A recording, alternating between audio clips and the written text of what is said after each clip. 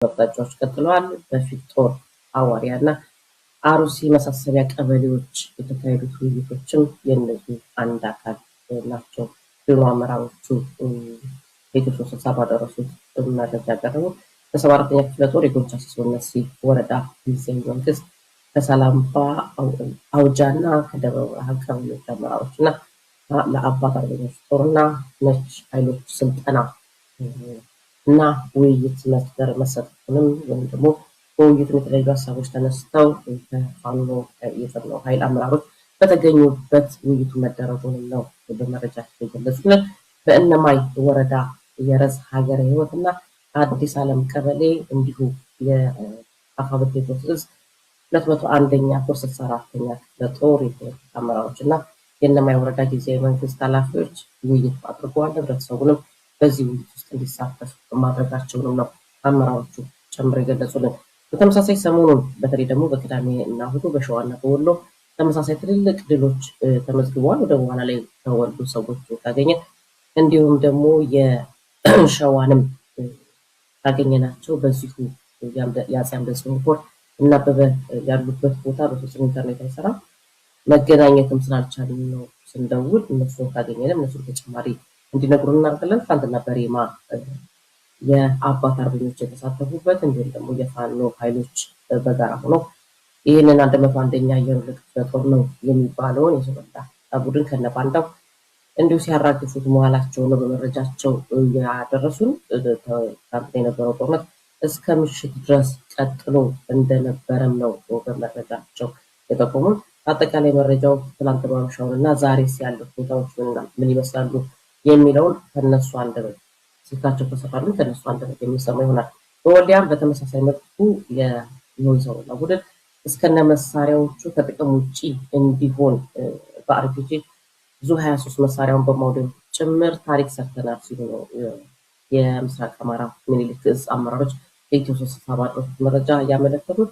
የሰሜን ወሎ ዞን ዋና መቀመጫ በሆነ ወልዲያ ከተማ ዙሪያ ከጥቁር እስከ ሳንቃ ከተማ ከባድ ትንቅንቅና ተጋድሎ ተደርጎ በዚህም የዚህን የሰው በላ ቡድን ባዶ ማስቀረትና ሞትና ቁስለኛ አድርጎ መከመር ተችሏል። ትናንትና ጦርነቱ እስከ ምሽት ድረስ ከመቀጠሉ ጋር ተያይዞ ምን ያህል ሰው እንደተጎዳ ለማወቅ አልቻሉም። ዝርዝሩ እንዳገኘን እናቀርባለን ያሉት። ወደ ሌሎቹ መረጃዎቻችን ስናልፍ በጦር ላይ ማሰልጠኛ ምልምል ወታደሮች የወንጌል ትምህርት እንዲሰጣቸው መደረጉ ከባድ ቁጣን መቀስቀሱን ምንጮች የገለጹት። በአንዳንድ በተለይ ደግሞ የወታደሩ አመራሮች በኩል ቅሬታ መፍጠር የተፈጠረ ሲሆን ይህን የአመራሩን ቅሬታ መሰረት አድርጎ በሚቀጥለው እሑድ አመራሮቹን ስለ ስልጠናው አስፈላጊነትና አጠቃላይ ሁኔታ ማብራሪያ እንዲሰጣቸው መመሪያ ወጥቶ ከዛው ጋር ከዚሁ መመሪያ ጋር ተያይዞ እነዚህ አመራሮች ውይይት እንዲያደርጉ ጥሪ እንደተደረገላቸው ነው የኢትዮ 60 ምንጮች የገለጹልን። ወደ አፋር ስናልፍ ደግሞ በአፋር ክልል አባዓላና ዳሎል የሚገኙ ትግርኛ ቋንቋ መናገር የሚችሉ የአፋር ልዩ ኃይል አባላት ከአለፈው ዓርብ ዕለት ጀምሮ በተለየ መልኩ እየታፈኑ በልዩ ኃይል ካምፕ እንዲከማቹ እየተደረገ ነው። ይሄ የተደረገበት ሁኔታ ደግሞ በቅርቡ ብዛት ያላቸው የአፋር ልዩ ኃይል አባላት ወደ ኤርትራ መግባታቸው ተከትሎ መሆኑን ይገልጻሉ። እንግዲህ እነዚህ ታፍነው በካምፕ ውስጥ እንዲከማቹ የተደረጉት የአፋር ልዩ ኃይል አባላት እንግዲህ ዕጣ ፈንታቸው ምን እንደሆነ እስካሁን ድረስ አልታወቅም ብሏል። ወደ ትግራይ ስናልፍ ደግሞ አዲሱን የትምህርት ስርዓት በትግራይ ተግባራዊ ለማድረግ ከትምህርት ሚኒስቴር በኩል ለትግራይ ጊዜያዊ አስተዳደር ደብዳቤ መጻፉን ይገልጻሉ። ነገር ግን ትግራይን አስተዳድራለሁ የሚለው አካል በአዲሱን የትምህርት ፖሊሲ የትግራይ ክልል እንደ ክልል አልተወያየበትም፣ ስለዚህ ልንቀበለው አንችልም ሲል ውድቅ ማድረጉን የገለጹልን። በመተከል ዞን ወደ ቤንሻንጉል ስናመራ ደግሞ በመተከል ዞን ወንበራ ወረዳ ቦቸር ቀበሌ የኦነግ ሰራዊት የዚህ ቡድን ማለት ነው በሌሊት በመግባት አካባቢውን የወረረ ሲሆን በአካባቢው የሌላ ብሔር ተወላጆችን ሀብትና ንብረት እያወደመ መሆኑን ገልጸውናል። እስካሁን ከ45 በላይ የሚሆኑ ከብቶችም በዚሁ ቡድን ተነስተው ወስደዋል ሲሉ ገልጸውናል። እንግዲህ በወንበራ ድባጤና ቡለን ወረዳዎች ይሄው ኃይል በገፍ እየገባ በአካባቢው መከማቸት ብቻ ሳይሆን በተደጋጋሚ ህብረተሰቡን በመግደልና ቤታቸውን በማውደም እንዲሁም ንብረታቸውን በመዝረፍ የሚፈጽመውን ወንጀል በተደጋጋሚ ማጋለጣችን ይታወሳል። እንግዲህ አሁን በወንበራ ወረዳ ኮቸር ቀበሌ እንግዲህ ሌሊት ላይ ከፍተኛ ቁጥር ያለውን ኃይሉን አስገብቶ አድሯል። እንግዲህ በቀጣይ የሚሆነው ደግሞ ከባድ ግድያ ነው እና ስለዚህ አሁንም በአካባቢው በተለይ ያሉ የአማራ ተወላጆች ጥንቃቄ እንዲያደርጉ፣ ሌሎች ብሔር ብሔረሰብ ተወላጆችም እንዲሁ ሀብታቸውን ዘርፏቸው ብቻ ዝም የሚል አካል ስላሉና ጥንቃቄ እንዲያደርጉ ሲሉ ምንጮቹ የሚገልጹት። የኢትዮጵያ ኦርቶዶክስ ተዋሕዶ ቤተክርስቲያን የባንክ አካውንት ላይ 32 ሚሊዮን ብር ግብር ተብሎ ያለ ፈቃድ የተወሰደባት ሲሆን የሚጠበቅባት ተጨማሪ ግብር በመኖሩና ከዚህ ተሞክሮ ወስዳ በራሷ ፈቃድ ቀሪውን እንድትከፍል የሚያግባቡ የኦሮሞ ጳጳሳት በዳንኤል ክብረት አማካኝነት ቤተክርስቲያኗን በየአቅጣጫው እያነጋገሩ መሆናቸውን ነው የኢትዮ 360 ምንጮች የገለጹት። እንግዲህ በዳንኤል ክብረት ወደ ባህር ዳር ባሉ ገዳማትም ወደዛ አካባቢ ሲያንዣብብ እንደነበረና ነገር ግን በአካባቢው ብዙም እንዳልተሳካለት ነው የኢትዮ 360 ምንጮቹ የገለጹት። በተመሳሳይ የጋሞ ዞን የሀገር ሽማግሌ ተብለው በመመረጣቸው በአንድ ድርጅት ሽልማት 10 ሚሊዮን ብር የተቀበሉትን የጋሞ ዞን አመራሮች ግብር አልከፈላችሁም በማለት ወስዶብናል ሲሉ ይገልጻሉ። ይሁንና የሀገር ሽማግሌዎች ነን፣ የሽምግልና የማስታረቅ ግብር የሚከፍል መሆኑን አናውቅም፣ ለማስታረቅ ግብር መክፈል እንዳለብን አናውቅም፣ ስለዚህ ለምንድነው ግብር ክፈሉ የምትሉን በሚል ቅሬታ ውስጥ መግባታቸውን ይገልጻሉ። የጋሞ ዞን አመራሮች ሽማግሌዎችን በተናጠል በመጥራት ለሚዲያ እንዲያው አስተባብሉ እየተባሉ እንዲሁም ደግሞ ይህን የማታስተባብሉ ከሆነ ደግሞ ወደ ሌላ እርምጃ እንገባለን በሚል ማስፈራሪያ እየተሰጣቸው መሆኑን ገልጿል። ከዚሁ ከጋሞ ሳንወጣ ደግሞ የጋሞ ዞን አዲሱን ደሞዝ ጭማሪ አልደረሰንም ያሉ መምህራን በገፍ እየታሰሩ መሆናቸውን ነው የኢትዮ 360 ምንጮች የገለጹልን። እስካሁን ድረስ 7 መምህራን በዚሁ ቡድን ታፍነው ሲወሰዱ አለፋ አዲሴ፣ ሙሴ መና፣ ጥላሁን ኤልያስ፣ መለሳ መሌ፣ አብርሃም ተንጋ፣ ተስፋዬ ታደሰ፣ ተመስገን ጌታቸውና ሌሎች በዚሁ ቡድን ከታፈኑት መካከል መሆናቸውን ነው ጨምረው የገለጹልን። ኢትዮጵያ አባል የሆነችበት የብሪክስ አባል ሀገራት በደቡብ አፍሪካ በቻይና መሪነት ወታደራዊ የባህር ኃይል ልምምድ ኢትዮጵያ ግብዣ የቀረበላት ሲሆን በዚህ ላይ እንድትሳተፍ ማለት ነው ግብዣ ቀርቦላታል። ነገር ግን በልምምዱ ላይ እሳተፋለሁም አልሳተፍም የሚል ማረጋገጫ እስካሁን ድረስ እንዳልሰጠችም ነው ምንጮቹ የሚናገሩት። ይህ የሚሆነበት ምናልባትም ዶናልድ ትራምፕ ለብሪክስ ያላቸው ተቃውሞ ሊሆን ይችላል ሲሉም ነው ግምታቸውን የሚያስቀምጡት። ከዚሁ ጋር የዚሁ የኦህዴድ ኦነግ ቡድን ቤተመንግስቱ የተቆጣጠረው ማለት ነው አውሮፓ ህብረትን ጨምሮ ለ5 የአውሮፓ ሀገራት የሚያደርገውን ምርጫ በገንዘብ ደግፉልኝ በማለት ልመና ቢያቀርብም እስካሁንም ከየትኛውም አካል ምላሽ እንዳልተሰጠው ገልጿል። ከዚህ ጋር በተያያዘም ደግሞ በቅርቡ የሚከበረውን የአየር ኃይል ቀን ምክንያት በማድረግ የዚሁ የኦነግ ገዳይ ስብስብ ለ5 ሀገራት አረብ ኤሚሬትን ጨምሮ ማለት ነው ግብዣ ልኳል። እስካሁን ግን በዚህ ዝግጅት ላይ ይገኛሉ ብሎ ምላሽ የሰጠ አንድም አካል አለመኖሩ ነው ምንጮቹ የገለጹልን። ከዚሁ ብዙ ጋር ላብቃና ወደ እናንተ ልመለስ ይቻላል። ሌሎቹ ቀስ ቀስ እያልኩ ወደ ኋላ ልመለስባቸው። የጥየና አፈወርቅ ወደ እናንተ ልምጣ። እንግዲህ አሊዶሮ ላይ ዛሬ ጎጃም አሊዶሮ ላይ እንግዲህ በአንድ ወር ውስጥ ባለፈው ወር ይመስለኛል በአንድ ወር ውስጥ 2 ጊዜ አንድ አውቶቡስ ሙሉ የህዝብ ማመላለሻ አውቶቡስ ማለት ነው ሙሉ ነዋሪዎች ንጹሐን ዜጎች ታፍኗል። እስካሁን ድረስ እነዛ ንጹሐን ዜጎች የት ናቸው ያሉት የሚታወቅ ነገር የለም።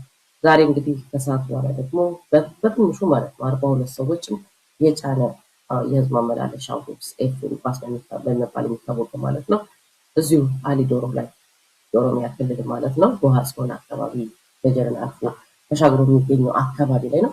እዛ አካባቢ ዛሬ ንጹሐን ታፍነዋል። እንግዲህ እነዚህ ንጹሐን ዕጣ ፈንታ ምንድን ነው የሚሆነው? መታፈናቸው ብቻ ሳይሆን የአማራ ትግል የተወለደው ከእንደዚህ አይነቱ አፈና ከእንደዚህ አይነቱ ግፍ ነው እና ይህንን እንዴት ታዩታላችሁ? በተደጋጋሚ ወደ አማራ ክልል ሲመጣ የነበረ ነው። ከአማራ ክልል ወደ አዲስ አበባ፣ ከአዲስ አበባ ወደ አማራ ክልል የሚሄዱ የህዝብ ማመላለሻ አውቶቡሶች አፈና ይቻላል በየጊዜው የሚፈጸም ነው። ዛሬ ከሰዓት በኋላ የተፈጸመ እዚህ ላይ ሀሳብ ስጡበትና ምናልባት እየጥዬ መረጃ የሚያቀብሉን ፎሎ አካባቢ ሰዎችን እንግዶች እንዳሉ አውቃለሁ። ካገኘሃቸው በማንኛውም ሰዓት ልጠቁመን ትችላለህ። አፈወርቅ ወደ አንተ ልምጣ።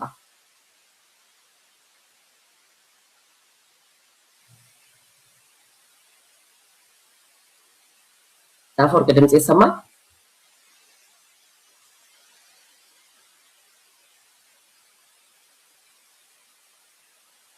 ልዩ አፈወርቅ አይታየኝም።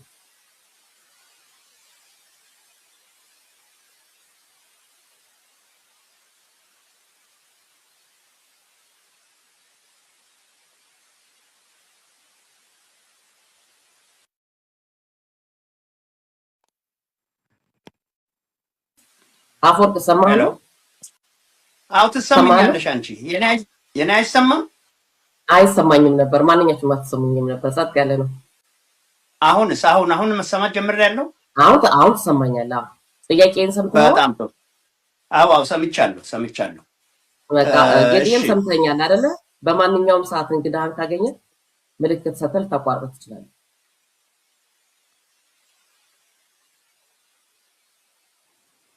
ሰምተኛል? እሺ እንግዲህ እሺ እሺ፣ ሰምቻለሁ። አፈወርቅ አፈወርቅ ጥሩ። እሺ የሩስ እግዚአብሔር ይስጥልኝ። እንደምን አለሽ ገጥዬ? እንደምንድነህ? እግዚአብሔር የቴክኒክ ክፍላችን ይመስገን። ልዩ ቅመም እንደምንድን ናችሁ? እንግዲህ ይህንን እገታን በተመለከተ አጠር አጠር እንኳን ያሉ ደህና መጣህ ሀሳቦችን እሺ፣ አፈወርቅ፣ እንኳን ደህና እንኳን ደህና መጣህ። ቆያችሁ። እንኳን እግዚአብሔር ማረህ። አሜን አሜን። ትንሽ ጉንፋን እንደ ጉልበቱ አሻሽታኝ ለጊዜው እንዳልተጨመቀ ጨርቅ አስፈስብሳ ለቃኛለች። ግን ለማንኛውም ብርቱ ነኝ እና ምንድነው ወደዚህ ጉዳይ ልግባና አንደኛ ይሄ እገታ ራሱን የቻለ የህግና የስርዓት መታጣት የፈጠረው በአንድ የማህበረሰብ አካል ላይ ያነጣጠረ የበርካታ የማጥቂያ መንገዶች ማሳያ ነው። እገታውን በምን አይነት መንገድ ሊያጠቁ እንደሚፈልጉ አስቀድሞ በመዋቅር ደረጃ አገዛዙ ባስቀመጣቸው የማህበረሰብ አባላት ላይ ከጅምሩ ከተቀናበረው ሴራ አገርንም ይሁን ሌላውንም ወገን ለማጥፋት መጀመሪያ ለአገሩ ዋስ ጠበቃ ሊሆን የሚችለውን ወገን ካላጠቁ ሌላው ሊፈጸም እንደማይችል ስለሚታወቅ በሁለንተናዊ የጥቃት አቅጣጫዎች ላይ የተመሰረተ የተቀናበረ የተቀናጀ በአገዛዝ የሚደገፍ ነገር ግን በተከወነና በተፈጸመ መጠን እንግዳ እየመሰለ ዝም ተብሎ ተለምዶ እንዲቀጥል የተደረገ የወንጀል መደላድል ነው። በዚህ የወንጀል መደላድል ጥቃት የሚደርስባቸው ወገኖች አንደኛ ማንነታቸው ከታወቀ በኋላ በሚደረገው የውስጥ ለውስጥ የመዋቅር የመረጃ ልውውጥ ላይ በተመሰረተ ሁኔታ ይያዛሉ፣ ይታገታሉ። ስቃይ አካላዊና አእምሮአዊ የሆነ ነገር ይደርስባቸዋል። ከዛ በኋላ መካስና ለተፈጸመባቸው በደል ፈጻሚዎች በሕግ ተጠያቂ መሆን ሲገባቸው ጭርሱኑ ለአጋቾች ገንዘብ ወይም ካሳ እየተከፈለ የሚለቀቁበቱ መንገድ አንድ ኢኮኖሚ አቅማቸውን በሙሉ መሸርሸር፣ ማዳከም፣ ሁለት በተገኙባቸው ቦታዎች ወስዶ በሚያደርሱባቸው የአካልና የአእምሮ ማሰቃየት ከዛም ህይወትን እስከ መንጠቅ ድረስ በሚያደርሰው ወንጀላቸው የዛን ማህበረሰብ ቁጥር መቀነስ፣ ያ ብቻም ሳይሆን እንደ ሰው እንደ ዜጋ በአገራቸው በነፃነት እንዳይኖሩ የማድረጉን የልቦናና የህሊና ፍርሃት ማወጅ፣ ከዛ በተረፈ የተቀረውን ወገን ደግሞ በህይወት ያለው አካል ዋስትና ከማጣቱም አልፎ እነኚህ ወንጀል የሚፈጽሙ ወይም እገታውን የሚያከናውኑ አካላት በመንግስት መዋቅር ውስጥ ካሉት ጋር እየተናበቡ ማን ምን ያህል ሀብት ይኖረዋል፣ የነማን ውግንናና ዝምድና አለው ተብሎ ታስቦና ታቅዶ ሲያበቃ ለነኚህ ለአጋቾች የገቢ ምንጫቸውን ማደለብ ከፍ ማድረግና ማጎልበት ከመሆኑም አልፎ ተርፎ በሌላ በኩል አደገኛ የሆነ የዘር ማጽዳቱን አካሄድ ቀስ ባለና እንዲሁ እንደ ሰለሊት እየሰረሰረ በሚሄድ አይነት መንገድ መከወን ነው። ሌላ የሰብዕና መብታቸውን ማፈን ነው። የመንቀሳቀስ እድላቸውን የሰው ልጆች መሰረታዊ የሆኑ የመኖር ዋስትናቸውን የመንቀሳቀስ ዋስትናቸውን ማሳጣት ነው። ይህንን በማድረግ አንድ ሰው በገዛ አገሩ በነፃነት እንዳይንቀሳቀስ የባዕድነት ስሜት እንዲሰማውና ያ አገር የኔ አይደለም ወደሚል አይነት ድምዳሜ እንዲሄድ የማድረጊያ መንገድ ነው። ይህንን ሲያደርጉ እንግዲህ ግባቸው ምን እንደሆነ ይታወቃል። አንደኛ ከተለያዩ አካባቢዎች የሚያካሂዱት ግልጽ የሆነ በአቅም በጉልበት ላይ የተመሰረተ በጦር ላይ የተመሰረተ የመሬት ንጥቂያ፣ ታሪክን የማፋለስና ከቅርስ ጋር የሚያጣላ የራስን ያልሆነ ነገር እየተረኩ አምጥቶ እውነት በማስመሰል ባለ እውነቶቹን የእውነትን መሰረት የማሳጣቱ አካሄድ በተለያየ መንገድ ቀጥሎ እንደ ትልቅ የገቢ ምንጭ መሆኑን ማሳየት ደግሞ ከአማራውም አልፎ እኮ የጎረቤት አገር በተለያየ የስራ መስክ የተሰማሩትንም እኮ በደብረ ብርሃን አካባቢ የመስተዋት ፋብሪካ ስራ አስኪያጅ የነበረውንም ሁሉ እኮ አግተው በመንግስት ደረጃ ማገት እንደ አንድ የገቢ ምንጭ ሆኖ ተደራድረው እኮ ያንንም ሰው ወደ 30 ሚሊዮን ሽልንግ ይሁን እንደዛ አይነት ነገር አድርገው እንዳስለቀቁ ይታወቃል። ስለዚህ እነኚህ ነገሮች በጠቅላላ ሲደመሩ የሰው ልጆች ዋስትናቸው፣ የመኖር ህልውናቸው፣ የመንቀሳቀስ ሰዋዊ መብታቸው፣ ሀብት ማፍራት አቅማቸው፣ ማህበራዊ ሰዋዊ ማንነታቸው እየተለየ የሚደረግ ጥቃት ስለሆነ በዚህ ዙሪያ አሁንም ቢሆን የአማራው የህልውና ትግል አጥብቆ ጠንክሮ ስር ሰዶ ተናቦ አናሳና ልዩ በሆኑ ደቃቅ ምክንያቶችና በሌለ የስልጣን ቦታ እርስ በርስ የሚያደርጉትን መላላት አቁመው ይሄ የህልውና ትግል የሰው ዘር መኖር እንዳይችል የሚደረግ አደገኛ የሆነ የዘር ማጥፋት ወንጀል በተቀናበረ መንገድ መከናወኑን አውቀው ከዚህ አደጋና አዙሪት ነፃ ለማውጣት የሚያስችለውን የህይወትና የደም መስዋዕትነትን በተገቢ ቦታ አድርጎ ወደፊት በመቀጠል የድል ባለቤት እስካልተሆነ ድረስ በጭራሽ ሌላ እድል ሌላ ዋስትና ይህንን አዋቅሮ ህብረተሰብን ህዝብን እንደ ህዝብ ለማጥፋት ከተነሳው ስርዓት ጋር የመታገያ ሌላ መንገድ እንደሌለ በመረዳት የተቀናጀ አመራር ስር የሰደደ አስተውሎት ከዛም ባሻገር ደግሞ በአግባብ እርስ በርስ መናበብ ሊስተዋል የሚገባ ጉዳይ መሆኑን ማወቅ ያስፈልጋል ብዬ በዚህ ልለፍ። ኢየሩስ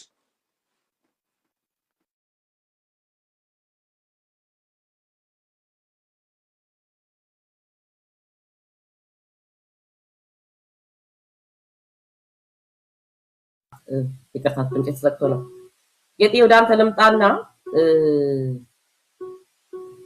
ምናልባት ድምጼ ሰማችኋል አይደል?